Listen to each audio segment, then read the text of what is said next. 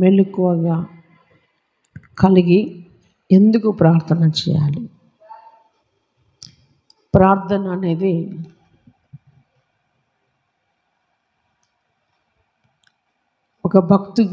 ఒక భక్తునికి చాలా విలువైంది. దేవునికి స్తోత్రం. ఎంత విలువైందంటే ఒక మొక్కకు నీరు ఎంత అవసరమో ఒక భక్తునికి ప్రార్థన కూడా అంతే అవసరము. దేవునికి స్తోత్రం. నీరు పోయకపోతే మొక్కండిపోతుంది. ప్రార్థన లేకపోతే ఆత్మ ఎండిపోతుంది. కనుక ప్రార్థన ఎందుకు చేయాలి? ఆ ప్రార్థనలో కూడా ఏముండాలి? మెలకువ ఉండాలి. మెలకువ అంటే నిద్రపోవద్దని కాదు, కానీ ఇంకా దానికి అర్థం చెప్పాలంటే తెలివిగా కూడా ఉండాలి. అజాగ్రత్తతో కాక జాగరూకులమై మెలకువగలిగి ప్రార్థన చేసే వరముగా ఉండాలి. దేవునికి స్తోత్రం. ఎఫెసీయులకు రాసిన పత్రికలో చూసినట్లయితే 6వ అధ్యాయము 18వ వచనములో దేవుని వాక్యం రీతిగా సెలవిస్తుంది. ఆత్మ వలన ప్రతి సమయమందును ప్రతి విధమైన ప్రార్థనను విజ్ఞాపనను చేయొచ్చు. దేవునికి స్తోత్రం. దేని వలన? ఆత్మ వలన. ఇప్పుడు మనం ఆత్మ సంబంధులమా శరీర సంబంధులమా? ఆత్మ సంబంధులు అన్నవారు చేయలేబెట్టాలి. నా వైపు చూడండి. ఆత్మ సంబంధులు అన్న వాళ్ళు చేయలేబెట్టాలి. ఇక చేయలేకపోయినందరూ శరీర సంబంధులే. అర్థమైందా? ఒక్కసారి క్లారిటీకి వినండి. మనము ఆత్మ సంబంధులమా శరీర సంబంధులమా? ఆత్మ సంబంధులు అయితే గట్టిగా చేయలేబట్టాలా. అందరిని చూసి కాదు. నీకు అర్థమైందా లేదా? ఇప్పుడు దించండి. ఆత్మ సంబంధాలు దించండి. శరీర సంబంధాలు అన్న వాళ్ళు చేయలేబట్టాలి. లేరా? ఇది మనుషుడట, దేవుడు యథార్థవంతులుగా మనుషులను పుట్టించాడట. కానీ మనుషుడు ఏమైనాడట? యుక్తిపరుడైనాడు. ఏమైనాడు? యుక్తిపరుడైనాడు. ఇది అధిక తెలివి కదా. ఆత్మ సంబంధం అంటే చేయలేపుతారు కొంతమంది, కొంతమంది లేపరు. శరీర సంబంధులు ఎవరంటే అసలు లేపరు. క్రీస్తునందు ప్రియమైన వాళ్ళరా, మనము ఆత్మ సంబంధులమై నడుచుకోవాలి. దేవునికి స్తోత్రం. ఏ సంబంధులము? ఆత్మ సంబంధులం. ఎందుకంటే మన పౌరస్థితి పరలోకమందున్నది. దేవునికి స్తోత్రం. ఎక్కడున్నది? మన పౌరస్థితి పరలోకమందున్నది. కనుక ఆత్మ సంగతులు మాత్రమే, ఆత్మ విషయముల మీద మాత్రమే మనం ఒక గురి పెట్టుకోవాలి. దేవునికి స్తోత్రం. దేవునికి సెలవిస్తుంది ఎఫెసీ పత్రికలో, ఆత్మ వలన ప్రతి సమయమందును ప్రతి విధమైన ప్రార్థనను విజ్ఞాపనను చేయొచ్చు. ఆ విషయమై సమస్త పరిశుద్ధుల నిమిత్తమును పూర్ణమైన పట్టుదలతో విజ్ఞాపన చేయొచ్చు. మెలకువగా ఉండడు. దేవునికి స్తోత్రం. ఈ ప్రార్థన ఎవరి కొరకు చేయాలి? ఎవరి కొరకు చేయాలి? పరిశుద్ధుల కొరకు ప్రార్థన చేయాలి. దేవునికి స్తోత్రం. పరిశుద్ధుల కొరకు ప్రార్థన చేయాలి. పరిశుద్ధులు మన గ్రామంలో ఉన్న, మన మండలంలో ఉన్న, మన జిల్లాలో ఉన్న, మన రాష్ట్రంలో ఉన్న, దేశంలో ఉన్న, భూమి మీద ఉన్న వారందరి కొరకు మనం ఏం చేయాలి? ప్రార్థన చేయాలి. దేవునికి స్తోత్రం. అఫ్కోర్స్ మనం సువార్తకు వెళ్తలేమనుకుందాం, వెళ్ళే వారి కొరకు ఏం చేయాలి? మన ప్రార్థన అవసరత ఎంతైనా ఉంది. దేవునికి స్తోత్రం.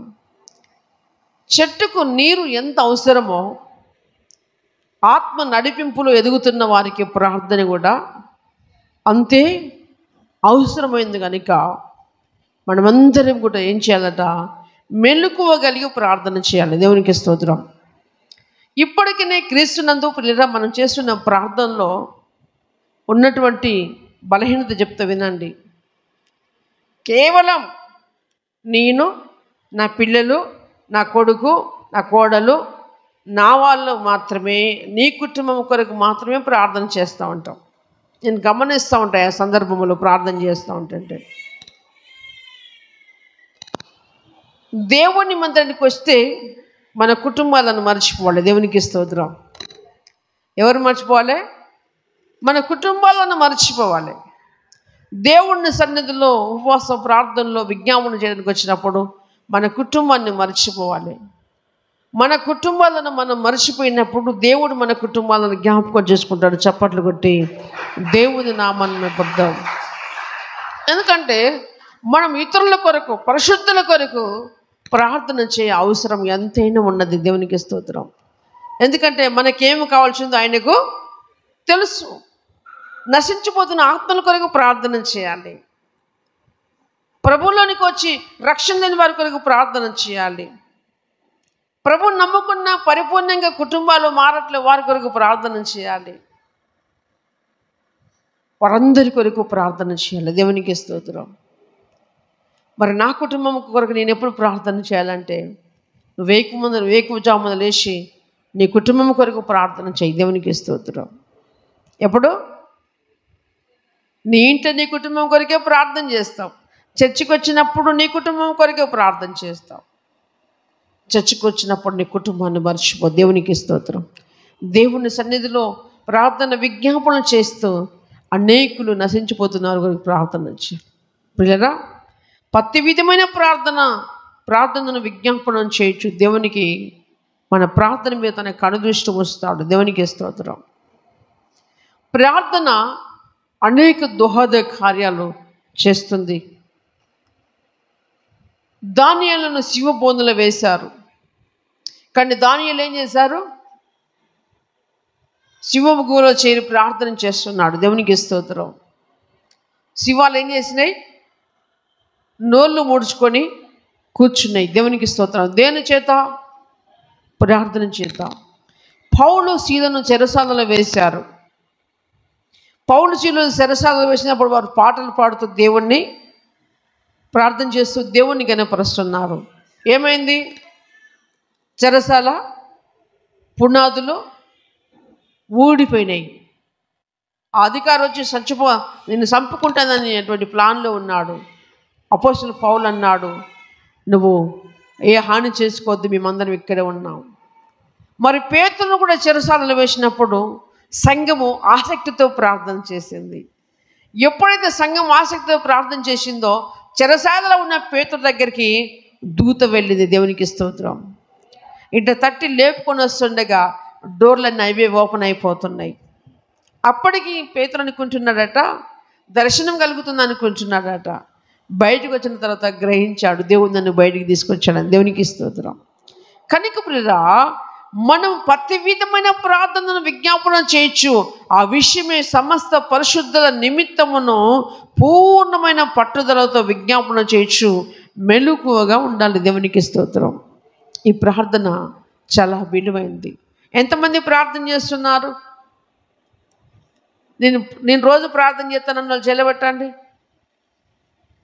రోజు నేను ప్రార్థన చేస్తున్నాను. ప్రార్థన చేయట్లేదా? మరి చేయలేపరేంటి? ప్రార్థన చేసిన వాళ్ళు చేయలేబట్టాలి. అర్థమవుతుందా? కావట్లేదు. అసలు వినపడుతుందా? అమ్మ వినపడుతుందా లేదా? వినపడుతుందా? వినపడినప్పుడు ఏం చేయాలి? మనము చేయలేపాల. దేవునికి స్తోత్రం. రోజు ప్రార్థన అవసరము. దేవునికి స్తోత్రం. కనుక ఇంకా చూసినట్లయితే 1 కొరింథీయులకు రాసిన పత్రికలు చూస్తే 16వ అధ్యాయం మొదటి కొరింథీ 10వ అధ్యాయములో 13వ వచనములో దేవుని వాక్యం బ్రదగా సెలవిస్తుంది. ఎలాంటి ప్రార్థన చేయాలి? మెలకువగా ఉండుడి. మెలకువగా ఉండాలి. దేవునికి స్తోత్రం. అక్కడ కూడా చెప్పాడు ప్రభు ఎఫెసులో మెలకువగా ఉండి ప్రార్థన చేయండి. ఇక్కడ అంటున్నాడు మెలకువగా ఉండుడి, విశ్వాసమందు నిలకడగా ఉండుడి. దేవునికి స్తోత్రం. విశ్వాసమందు నిలకడగా ఉండాలి. విశ్వాసము లేకుండా దేవునికి ఇష్టలై ఉంటా అసాధ్యం. కాబట్టి విశ్వాసం అవసరం. మన ప్రార్థనకు బలమైనటువంటిది ఏందయ్యా అంటే విశ్వాసమే. ఆ విశ్వాసముతో మాత్రమే నమ్ముతూనే మన బ్రతుకుల్లో అద్భుతాలు జరుగుతాయి. దేవునికి స్తోత్రం.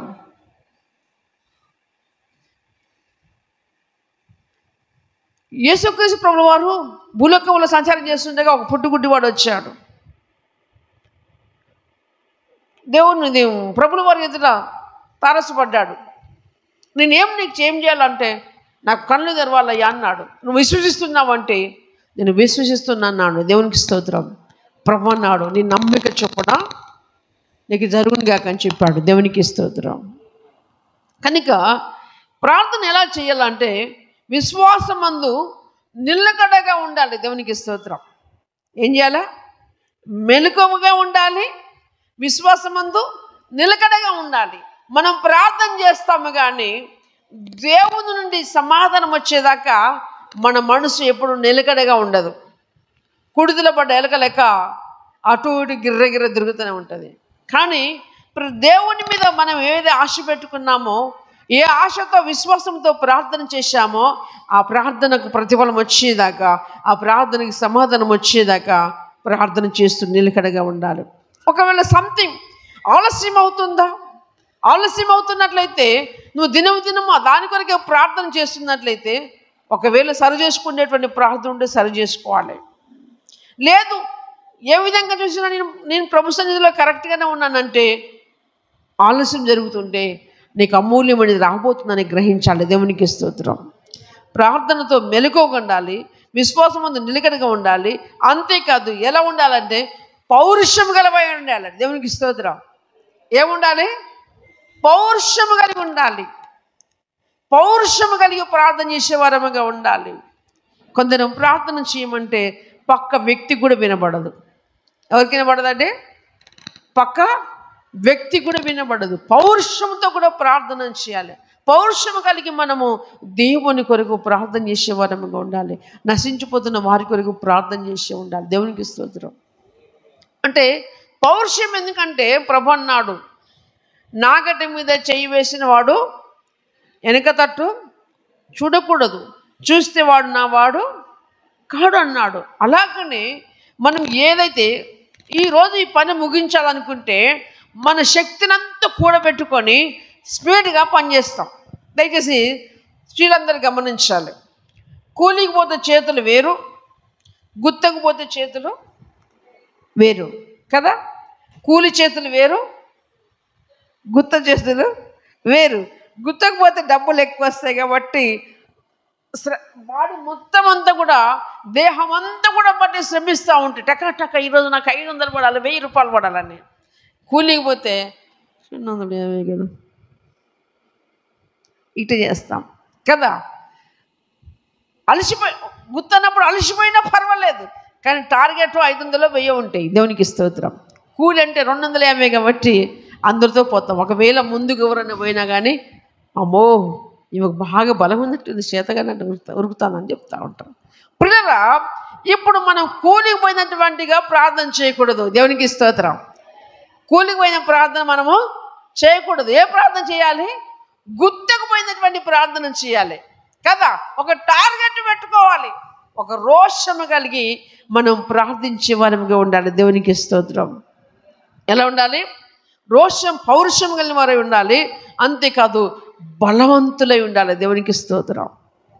బలవంతులై ఉండి ప్రార్థన చేయాలి. మీరు చేయు కార్యములన్నీ కూడా ప్రేమతో చేయాలి. దేవునికి స్తోత్రం. ఏం చేయాలి? ప్రేమతో చేయాలి. ఇప్పుడు ఇందులోనే ఎన్ని మాటలు ఉన్నాయి చూడండి. మెలకుగా ఉంది, విశ్వాసమందు నిలకడగా ఉండండి, పౌరుషం కలిగి ఉండండి, బలవంతులై ఉండండి. మీరు చేయు కార్యములన్నీ కూడా ప్రేమతో చేయాలి. దేవునికి స్తోత్రం. ఈ ప్రార్థన, ఈ వార్డు మొత్తము మనం తీసుకున్నట్లయితే దేవుని దృష్టిలో మనము ఎంతో యోగ్యతగా ఉంటాము. దేవునికి స్తోత్రం. కాబట్టి ప్రార్థనలో ఇన్ని కలిగి ప్రార్థన చేయాలి. ఎలా చేయాలా? మెలకువ కలిగి చేయాలి, విశ్వాసంలో నిలకడగా ఉండి ప్రార్థన చేయాలి, పౌరుషం కలిగి మనం ప్రార్థన చేసేవారముగా ఉండాలి, బలవంతులై ఉండి ప్రార్థన చేసేవారు ఉండాలి. దేవునికి స్తోత్రం. ఎప్పుడైనా చేశామా? పౌరుషం కలిగి చేశామా? బలము కలిగి చేశామా? లేదే. కనుక ఈ రోజు నుండే స్టార్ట్ చేద్దాం. దేవునికి స్తోత్రం. ఈ రోజు నుండే ప్రార్థన చేద్దాం. చాలామందికి ప్రార్థన చేయటము రాదండి. చాలామందికి ఒకవేళ చేసినా ఇంత దూరం కూడా పోదు ప్రార్థన. దేవునికి స్తోత్రం. ఎంత దూరం పోదు? స్తోత్రం స్తోత్రం స్తోత్రం అంటారు. ఇప్పుడు ప్రార్థన అనేది చాలా బలమైంది. ప్రార్థన అందరూ ప్రార్థించాలి. దేవునికి స్తోత్రం. మార్కు సువార్త 14వ అధ్యాయంలో, మార్కు సువార్త 14వ అధ్యాయంలో, మార్కు సువార్త 14వ అధ్యాయంలో 38వ వచనం చూసినట్లయితే దేవుని వాక్యం సెలవిస్తుంది. మార్కు 14:38లో చూసినట్లయితే ఇలా ఉంటుంది: మీరు శోధనలో ప్రవేశించకున్నట్లు మెలకువగా ఉండి ప్రార్థన చేయండి. ఆత్మ సిద్ధమే కానీ శరీరం బలహీనమని అంటున్నాడు దేవుడు. దేవునికి స్తోత్రం. ఎలా ఉండాలట ప్రార్థన? ఎట్లా ఉండాలట?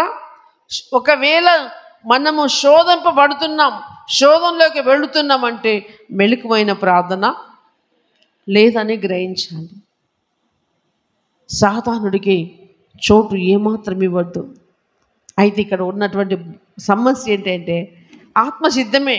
వింటున్నప్పుడు హ్యాపీగా అనిపిస్తుంది, వింటున్నప్పుడు సంతోషం అనిపిస్తుంది ఆత్మకి. ఇంటికి పోయినాక ఈ రోజు నుండి నేను అదే చేయాలనిపిస్తుంది. కానీ శరీరం ఏమంటే తెలుసా? ఈ అవసరం ఇంతసేపు ప్రార్థన.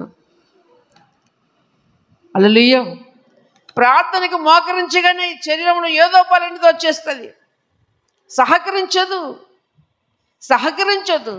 క్రీస్తునందు ప్రియమైన వల్ల బాడీ సహకరించబోతే నిలబడి ప్రార్థన చేద్దాం. దేవునికి స్తోత్రం. ఎలా? నిలబడి ప్రార్థన చేయొచ్చు, మోకరించి ప్రార్థన చేయొచ్చు, సాగిలపడి ప్రార్థన చేయొచ్చు. పిల్లరా, ఏ విధంగా ప్రార్థన చేయొచ్చు. మేము దేవుని నమ్ముకున్న కొత్తలో మా ఇంట్లో రోజు కుటుంబ ప్రార్థన ఉండేది. మరి ఇన్నొక్కనే పాటలు పాడేవాడిని. మా సహోదరి మందులకు ఎవరికి పాటలు రావు. నేను ఒక్కనే పాట పాడేది. ఆ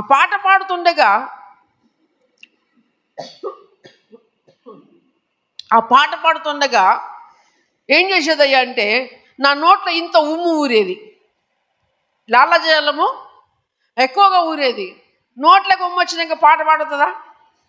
పాట పాడరాదు. అంటే సాతానుడు ఇదొక ఆలోచన పెట్టిండి వీడు పాడొద్దని. ఇప్పుడు ఒక 2 మాటలు పాడంగానే వస్తుంది నోరు నిండా. మళ్ళీ ఏం చేయాలి? నేను బయటకు కురకాలి. ఎక్కడ కురకాలి? ఇంట్లో ఉంచుకుంటావా? ఉంచుకోం. అట్లా కొన్ని దినములు జరిగినాక పిల్లరా అదే అదే అదే నన్ను ఫాలో అవుతుంది. ఇక ఆ ఉమ్మి పాడకుండా చేస్తూ ఉంది. ఒక పల్లవి పాడగిన ఉమ్ము, ఒక చరణం ఒక లైన్ పాడగిన ఉమ్ము వస్తుంది. నేనేం చేసిన తెలివిగా, దేవునికి స్తోత్రం, నేను ఒక తెలివిగా చేసిన, అంటే దేవుడు ఇచ్చిన తెలివి కావచ్చు. ఆ రోజు నాకు ఎమ్మటే బత్త పెట్టుకున్నా. ఏం పెట్టుకున్నా? ఎమ్మటే బత్త పెట్టుకున్నా. ఇటు పాడుడు, ఇటు ఊస్తుడు, ఇటు పాడుడు, ఇటు ఊస్తుడు. ఆటోమేటిక్గా కొన్ని దినముల తర్వాతకి నా నోట్లో లాలాజలం ఊరటము ఆగిపోయింది. వచ్చుడు ఆగిపోయింది. దేవునికి స్తోత్రం. ఎందుకంటే మనము ప్రార్థనలో ముందుకు సాగుతున్నప్పుడు మన ఆత్మ సిద్ధముగానే ఉంటుంది, కానీ శరీరం ఏం చేస్తుందంటే సహకరించదు. ఏదో ఒక రీతిగా బలహీనత తీసుకొస్తాయి. కానీ ఎప్పుడైతే మనం పౌరుషం కలిగి ఉంటామో, విశ్వాసముతో నిలకడగా ఉంటామో, మరి బలముతో ప్రార్థన చేస్తూ బలవంతంగా బలముతో మనం ప్రార్థన చేస్తామో అప్పుడు ఇవన్నీ కూడా తొలగిపోతూ ఉంటాయి. దేవునికి స్తోత్రం. కాబట్టి మనమందరము ప్రార్థన చేసేటువంటి ప్రార్థన యోధులుగా ఉండాలి, ప్రార్థన వీరులుగా ఉండాలి. ప్రార్థనే ప్రతి విశ్వాసికి ప్రతి ఆత్మకు ఒక ఆయుధము. దేవునికి స్తోత్రం. కనుక చూడండి, మత్తయి సువార్తలు చూస్తే మార్కు సువార్తలు చూస్తే 13వ అధ్యాయములో 33వ వచనం చూడండి. దేవుని వాక్యం మీరు సెలవిస్తుంది. 13వ అధ్యాయములో 33వ వచనం చూస్తే దేవుని వాక్యం మీరు సెలవిస్తుంది. 33వ వచనం, మెలకువగా ఉండి జాగ్రత్త పడుడి, మెలకువగా నుండి ప్రార్థన చేయండి. ఆ కాలం ఎప్పుడు వచ్చిందో మీకు తెలియదు. ఒకరోజు దేవుని రాకడ రాబోతుంది. కాబట్టి ఆ రాకక ముందే మన ఇంటి వారందరిని రక్షించుకోవాల్సింది మన ప్రార్థన. దేవునికి స్తోత్రం. మన ఇంటి వారందరూ రక్షింపబడాలన్నటువంటి తపన, రోషము, పౌరుషము, విశ్వాసం ఉన్నట్లయితే వినేము కదా, నీవు భక్తిపరుడమైన నీవు నా కుటుంబం అంతా రక్షింపబడాలని పౌరుషంతో ప్రార్థన చేయాలి. దేవునికి స్తోత్రం. ఏమంటున్నాడు? జాగ్రత్త పడు. ఎవరి కొరకు జాగ్రత్త పడాలి? నీ చుట్టూ ఎంతమంది అయితే నీ మీద ఆనుకొని ఉన్నారో, ఎంతమంది ఆత్మల భారం అయితే నీ మీద దేవుడు పెట్టి ఉన్నాడో, ఆ ఆత్మల అంతటి కొరకు భారం కలిగి ప్రార్థన చేసే వారంగా ఉండాలి. జాగ్రత్త పడుడి, మెలకువగా నుండి ప్రార్థన చేయండి. ఆ కాలం ఎప్పుడు వచ్చిందో మీకు తెలీదు. కనుక క్రీస్తునందు ప్రియరా, ఆ కాలము రాకమునిపై మన యొక్క బలగానంతా, మన బంధుత్వం అంతా, మన రక్త సంబంధులంతా మరి దేవుని రాజ్యముల కొరకే మనం సమకూర్చే వరముగా ఉండాలంటే ఏం కావాలి? పౌరుషము కలిగి ప్రార్థన చేయాలి. దేవునికి స్తోత్రం. విశ్వాసంతో ప్రార్థన చేయాలి. ఇన్ని రోజులు చేసిన ప్రార్థన వేరు, ఇక నుండి చేసేటువంటి ప్రార్థన మన జీవితంలో ఇంకా మరింత పురిగొల్పబడినదై మరి ప్రార్థన చేసే వరముగా ఉండాలి. మత్తయి సువార్తను చూస్తే 5వ అధ్యాయములో 44 వచనములో చూస్తే దేవుని వాక్యం ఇదిగా సెలవిస్తుంది. మత్తయి సువార్త 5వ అధ్యాయము 44 వచనములో చూస్తే దేవుని వాక్యం సెలవిస్తుంది. నేను మీతో చెప్పినదేమనగా, మీరు పరలోకమందున్న మీ తండ్రి కుమారులై ఉండినట్లు. నేను మీతో చెప్పినదేమనగా, మీరు పరలోకమందున్న మీ తండ్రికి కుమారులైనట్లుగా మీ శత్రువులను ప్రేమించుడి, మిమ్మును హింసించు వారి కొరకు వారి కొరకు ప్రార్థన చేయాలి. దేవునికి స్తోత్రం. ఏమంటున్నారు? మీరు పరలోకమందున్న మీ తండ్రికి కుమారులై ఉన్నట్లు ఫస్ట్గా మన శత్రువులను మనం ప్రేమించాలి. దేవునికి స్తోత్రం. ఏం చేయాలి? శత్రువులను ప్రేమించాలి. ఇప్పటిదాకా చెప్పాం కదా, అన్నిటికంటే మిక్కిలి ప్రేమగా నడుచుకోవాలని చెప్పాడు. దేవునికి స్తోత్రం. ఫస్ట్గా మన ప్రార్థన పరము చేరాలంటే ప్రేమ అనేటువంటి గుణం మనలో ఉండాలి. దేవునికి స్తోత్రం. అందరి కొరకు ప్రార్థన చేయమన్నాడు. దేవునికి స్తోత్రం. ప్రేమ చాలా అవసరమైంటున్నది. ప్రేమతో క్షమించాలి. మనము క్షమించినప్పుడే మన ప్రార్థన పరమ తండ్రి దగ్గర చేరుతుంది. ప్రేమించుడి, మిమ్మును హింసించు కొరకు ప్రార్థన చేయండి. ఎవరు ఎక్కడనో మనకి ఏదో విధంగా హింస జరుగుతూనే ఉంటుంది. క్రైస్తవునికి హింస లేదంటే నో, ఏదో విధంగా హింస జరుగుతూనే ఉంటుంది. అటువారో ఇటువారో ఏదో విధంగా ఆకాశ మండల దురాత్మల సమూహమో, సాతాను సోదరులో మాంత్రికులో ఏదో విధంగా మనకు హింస చేయాలని కోరుకుంటారు. అయితే మన హింసించు కొరకు మనం ఏం చేయాలట? ప్రార్థన చేయాలి. దేవునికి స్తోత్రం. అయితే కొంతమందికి సహజంగా గుణం ఏంటిదంటే అనేకుల పతనం కోరుకుంటా ఉంటాం.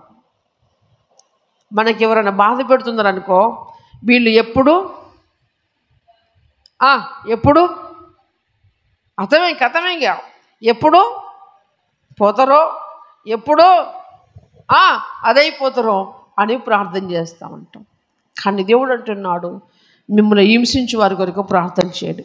ఎందుకంటే మనం అన్నట్టుగా అందరు చచ్చిపోవడం మొదలు పెడితే భూమి మీద ఎవరు ఉండరండి. దేవునికి స్తోత్రం. ఎందుకంటే అది దేవునికి ఇష్టమైన కార్యం కాదు. ఎందుకంటే దేవుడు అంతటా అందరూ మారు మనసు పొందాలని చూస్తున్నాడు. దేవునికి స్తోత్రం. దేవుడు అందరి కొరకు కల్వరిలో ప్రాణం పెట్టాడు. అందరి కొరకు.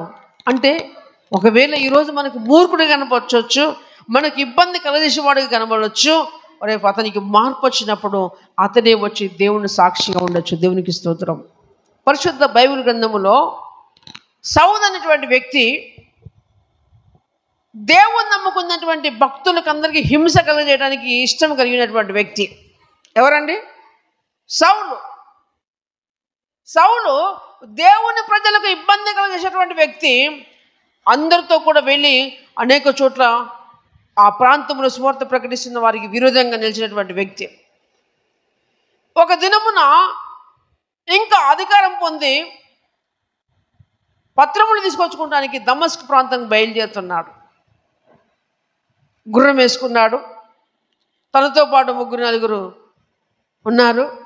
గుర్రాల మీద బయలుదేరారు. ఎక్కడికి? అధికారం తెచ్చుకోవడానికి. ఇంకా క్రైస్తవులందరినీ హతం చేస్తానికి అధికారం తెచ్చుకోవడానికి పోతున్నాడు. గుర్రాల మీద పరిగెత్తుతున్నారు. దేవునికి స్తోత్రం. ఆకాశం నుండి ఒక మెరుపు మెరిచింది. ఆకాశం నుండి ఒక మెరుపు మెరిచింది. ఈ సౌలు అనేటువంటి వ్యక్తి మీద పడ్డది. సౌలు గుర్రం మించి ఎగిరి కింద పడ్డాడు. ఎడబడ్డాడు? ఎక్కడ పడ్డాడండి? ఎగిరి కింద పడ్డాడు. తనతో పాటు ఉన్న వారందరూ కూడా కిందకు వెళ్ళిపోయారు. ఆ వెలుగుకు వాళ్ళు ఏం కానలేకపోయారు.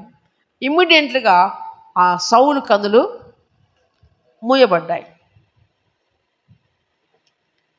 ఏమంటే అంటున్నాడు, ప్రభు అంటున్నాడు పరమ నుండి, సౌలా సౌలా నన్ను ఎందుకు హింసించుచున్నావు? ఏమంటున్నాడు? సౌలా సౌలా నీవు నన్ను ఎందుకు హింసించున్నావు అంటే, కిందున్న సౌలు అంటాడు, ప్రభువా నువ్వెవడు? ప్రభువా నువ్వెవడు అంటాడు. అయితే ప్రభు అన్న మాట ఏం తెలుసా? నీవు హింసించున్నటువంటి యేసుని నేను అన్నాడు. దేవునికి స్తోత్రం. నీవు హింసించుచున్నా యేసు. ఎందుకు? ప్రభు బిడ్డలను హింసిస్తున్నాను కనుక నీవు హింసిస్తున్న యేసును అని చెప్పాడు.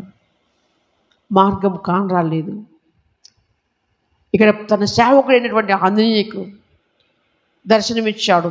అననీయ పలానా వ్యక్తి నీ దగ్గరికి వస్తున్నాడు, ప్రార్థన చేయని చెప్పాడు.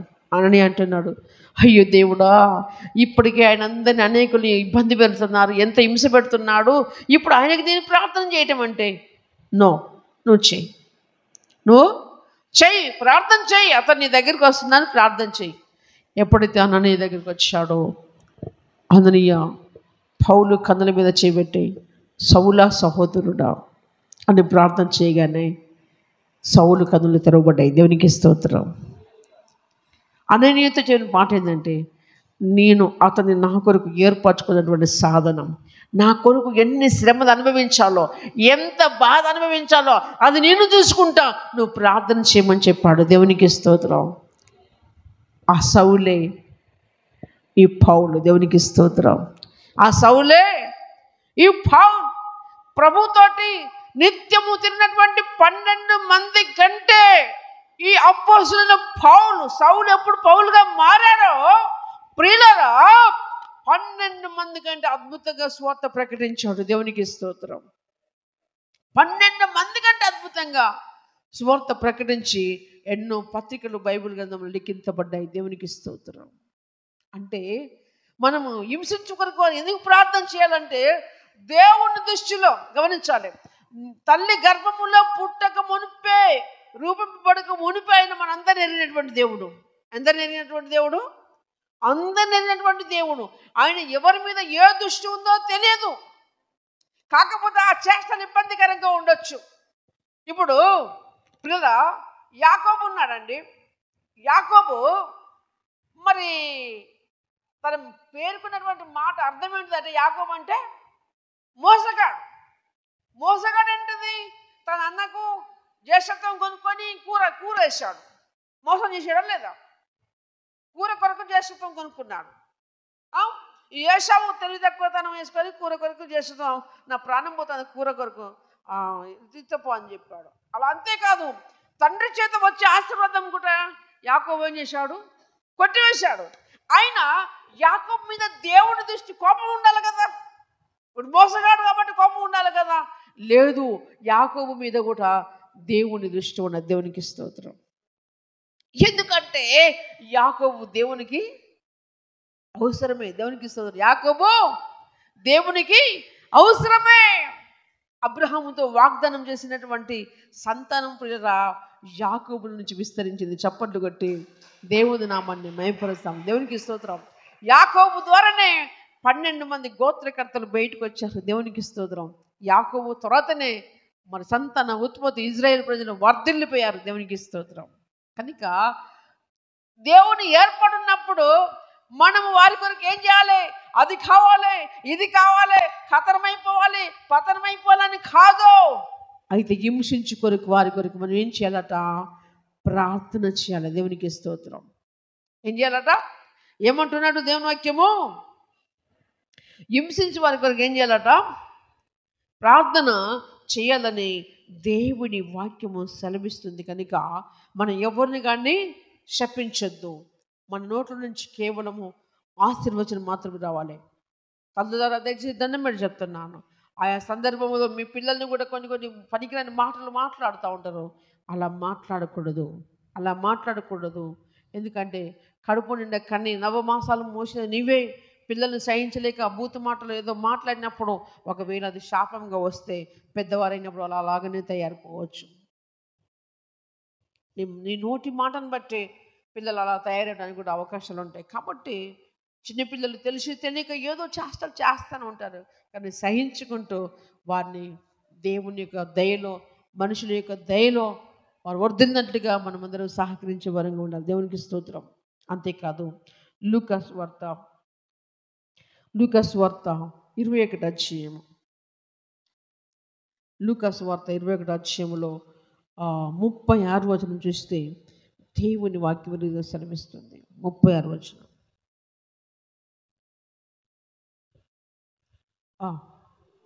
కాబట్టి మీరు జరగబో వాటినెల్లను తప్పించుకుని మనుష్య కుమారుని ఎదుట నిలబడ్డకు శక్తి గల వారగినట్లు ఎల్లప్పుడూ ప్రార్థన చేయొచ్చు, మెలుగుగా ఉండని చెప్పండి. దేవునికి స్తోత్రం. దేవుని ఎదుట నిలవబడాలంటే ఎన్నో ఆటంకులు వస్తాయి, ఎన్నో అడ్డంకులు వస్తాయి, ఎన్నో ఆటంకాలు వస్తాయి. కానీ ప్రభు అంటున్నాడు, వాటన్నిటిని నువ్వు తప్పించుకోవాలంటే ఎల్లప్పుడూ మెలకుగా ప్రార్థన చేయాలి. దేవునికి స్తోత్రం. ప్రార్థన ఎప్పుడు చేయాలండి? ప్రార్థన ఎప్పుడు చేయాలి? వారానికి ఒకనాడు, నెల రోజులకు ఒకనాడు, సంవత్సరం ఒకనాడు చేయాలి ప్రార్థన. ఏమంటారు? ఎల్లప్పుడు చేయాలి. దేవునికి స్తోత్రం. ఎల్లప్పుడు సమయం ఏదో మధ్యాహ్నంలో ఏదో చిన్న ఆపద స్టార్ట్ అయింది, ఏదో బాధ స్టార్ట్ అయింది, అప్పుడే దేవుని జ్ఞాపకం చేసుకోవాలి. అన్న ఉన్న చోటునే మోకరించాలి. మోకరించి 1 నిమిషం 2 నిమిషాలు వీలు బట్టి దేవా, లేకపోతే అంతకు కంఫర్టబుల్గా లేదు, కళ్ళు మూసుకొని నా దేవా ఈ యొక్క బాధ నుంచి, ఈ సమస్య నుంచి నాకు విడుదల, ఇది నా నుంచి తప్పించుము దేవా అని ప్రార్థన చేసేటువంటి వారంగా ఉండాలి. సంథింగ్ దేవుని బిడ్డలంగా మనకి ఎల్లప్పుడూ గుర్తొచ్చేది ప్రార్థన ఉండాలి. దేవునికి స్తోత్రం. ఏ సమయమందైనా, ప్రతికూల సమయమందైనా, ఏ సమయంలో కానీ పిల్లరా మనం వెతికేది ప్రార్థన మాత్రమే. దేవునికి స్తోత్రం. ప్రార్థనే నీ జీవితంలో, నా జీవితంలో అద్భుత కార్యాలు చేస్తుంది. దేవునికి స్తోత్రం. కనుక దేవునికి సెలవిస్తుంది, కాబట్టి మీరు జరగబో వాటిని ఎల్లను తప్పించుకొని, దేవునికి స్తోత్రం, అన్నిటిని తప్పించుకోవాలి. ఎన్నో శోధనలు ఎదురవుతూ ఉంటాయి, ఎన్నో ఇబ్బందులు ఎదురవుతూ ఉంటాయి, ఎన్నో ఆటంకాలు ఎదురవుతూ ఉంటాయి. వాటన్నిటి కూడా ఏం చేయాలి? దేవుని వాక్యము మన హృదయంలో భద్రపరచుకొని వాటన్నింటిలో నుంచి మనం ఏం చేయాలి? తప్పించుకోవాలి. దేవునికి స్తోత్రం. విజయం అనేది అంత ఈజీగా వచ్చేది కాదు, గెలవాలి, పోరాడాలి.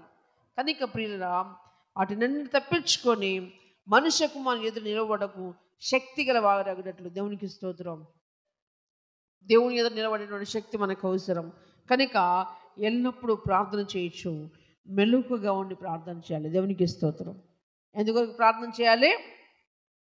ఎందుకొరకు ప్రార్థన చేయాలి? లోకములో వాటన్నిటిని జయించడానికి ఒకరోజు ప్రభుల వారు నిలబడే ముందు ప్రియరా మరి మనము నిలబడినట్లుగా మెలకువగా ప్రార్థన చేయమని చెప్తున్నాడు. దేవునికి స్తోత్రం. అంతేకాదు తిమోతి రాసిన మొదటి పత్రిక, తిమోతి రాసిన మొదటి పత్రిక చివరిగా 2వ అధ్యాయము 2వ అధ్యాయములో 1 నుండి 3 వరకు, మొదటి తిమోతి 1 నుంచి 3 వచ్చిన వరకు, మనము సంపూర్ణ భక్తియు మాన్యత కలిగి నెమ్మదిగాను సుఖముగాను బ్రతుకు నిమిత్తము అన్నిటికంటే ముఖ్యముగా మనుషులందరి కొరకును. ఎవరి కొరకు ప్రార్థన చేయాలా? ఎవరి కొరకు చేయాలండి? ఎందుకు కొరకు చేయాలి? మనము సంపూర్ణ భక్తి కలిగి మాన్యత కలిగి నెమ్మదిగాను సుఖముగాను బ్రతుకు నిమిత్తము అన్నిటికంటే ముఖ్యముగా మనుషులందరి కొరకును, రాజుల కొరకును, ఇంకా అధికారులందరి కొరకును విజ్ఞాపనలను ప్రార్థనలను యాచనలను కృతజ్ఞతలను చేయవలని హెచ్చరించుచున్నాను. దేవునికి స్తోత్రం. ఎందుకు హెచ్చరించుతున్నానంటే ఇది మంచిది. దేవునికి స్తోత్రం. ఏది మంచిది? ఏది మంచిదండి? మెలకువగా ఉండి ప్రార్థన చేయటం మంచిది. కాబట్టి మనం మెలకువగా ప్రార్థన చేయాలి. మన రక్షకుడైన దేవుని దృష్టికి అనుకూలమునై ఉన్నది. దేవునికి స్తోత్రం. హల్లెలూయా. దేవుని దృష్టికి ఇది ఎలా ఉన్నట? అనుకూలమునై ఉన్నది. ఒకవేళ కష్టాలలో బాధలు సమస్యలు ఉన్నప్పుడు, ఒకవేళ శరీరము సహకరించినటువంటి స్థితిలో బాధపడే అవసరం లేదు. దేవునికి స్తోత్రం. నీ పక్షమున దేవుడు నీ కొరకు విజ్ఞాపన చేయించున్నాడు. దేవునికి స్తోత్రం.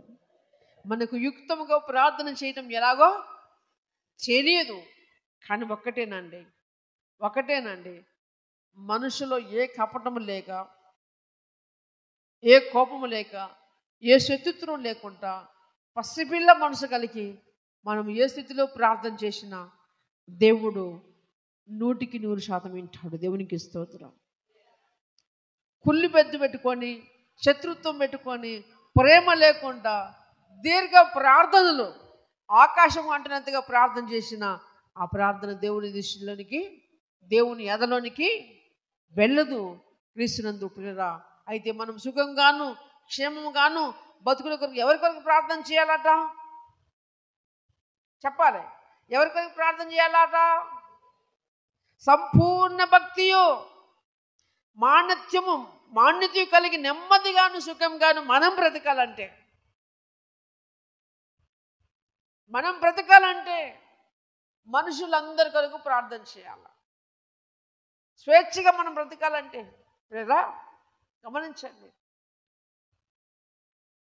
ఈరోజు వరకు మనకు హాయిగానే ఉంది. ఆ మణిపూర్ చూసుకోండి ఒకసారి. ఆ మణిపూర్ రాష్ట్రాన్ని జ్ఞాపకం చేసుకోండి ఒకసారి. ఎంత ఇబ్బందులకు గురవుతున్నారు వాళ్ళు. అంటే ఈరోజు వరకు నువ్వు సమాధానంగానే ఉన్నావేమో. నువ్వు ఎప్పుడు కానీ ప్రభు అంటున్నాడు, మెలుకోగలిగి ప్రార్థన చేయాలి. ఏ సమయము ఏమి జరుగుతుందో మనకు తెలియదు. మనం అనుకున్న గడియలో ఏది జరుగుతుందో తెలియదు. కనుక ప్రతి విశ్వాసికి ప్రార్థన చాలా విలువైంది. అయితే మనం సుఖముగాను క్షేమముగాను బ్రతుకుని కొరకు మనుషులందరి కొరకు ప్రార్థన చేయాలి. రాజుల కొరకు ప్రార్థన చేయాలి. అధికారులందరి కొరకు విజ్ఞాపనలు ప్రార్థనలు చేయించు యాచన కృతికలు చేయాలని హెచ్చరించున్నాను. ఇది మంచిదియు మన రక్షణ దేవుని దృష్టికి అనుకూలమైనది. దేవునికి స్తోత్రం. దేవుడి కొద్ది మాటలు ఆశ్రయించి దీవించి మన జీవితంలో ఫలింపచేయను గాక. ఆమేన్.